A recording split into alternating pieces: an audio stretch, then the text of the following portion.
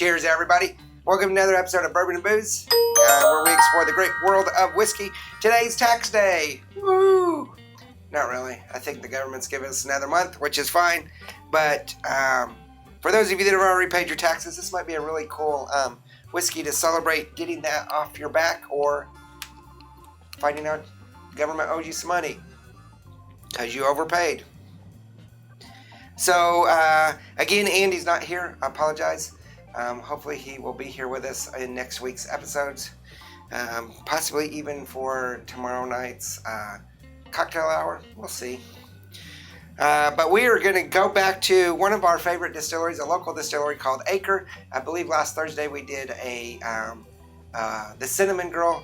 And we have a lot of their products because they do a lot of products. All of them are top notch, and every time we go we just buy different bottles, so we have quite a few. And this is a single run whiskey called Hop Along. Now on the website they call it a whiskey. On the bottle I don't think they do that. I think they call it a spirit, but it is from working with a local brewery called Rabbit Hole Brewery. It is got some malts and hops in it, so that's why it's called Hop Along. But this is Acre Distillery. Again, if you've never tried Acre, you should give them a chance. We find them pretty darn good. So their Hop Along comes in at $48, pretty reasonable for a single run whiskey. It is no age statement, and it's pretty high proof. It comes in at 50% or 100 proof. Almost everything that Acre does is at 50%.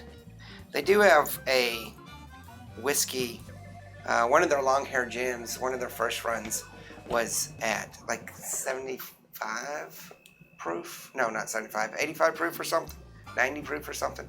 It was not the full 100 or higher, but most of their stuff's 100 or higher. Alright, so this is going to be very hoppy. If you remember, a while back we did Hop Shine from Denali, so I assume it's going to be something like that, but only this has obviously been aged in a barrel and not as hoppy. So the Hop Shine was a whiskey clear. This, or not a whiskey, it's a spirit clear. The Hop Along, this is a whiskey. It's got some citrusy sweetness to it, like lemon and orange. At $48, it is a one barrel. I should go back to that. I'm going to put this aroma at 4. It's got citrusy sweetness, orange, lemon, what I'm assuming is hops. It's not as strong as a beer hop or the Hop Shine that we did. I keep looking, it's right there. It's right under there. But it's got some hopish to it. But it smells like a whiskey, just more of a flavored whiskey. Give it a 4. For flavor,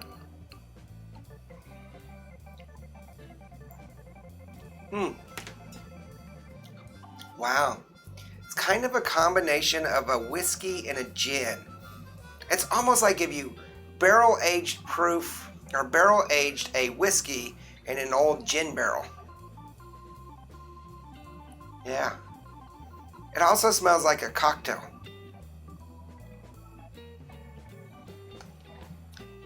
Smooth, silky. You can pick up some of those flavors of the citrus. More orange than lemon. But also that hop. That hopish, kind of almost beerish. Not quite, but almost flavor. I'm going to say a 4. It's pretty flavorful. It's just really hard to describe. Like I say, cross between a whiskey and a gin, or maybe possibly a flavored vodka, like a lemon vodka.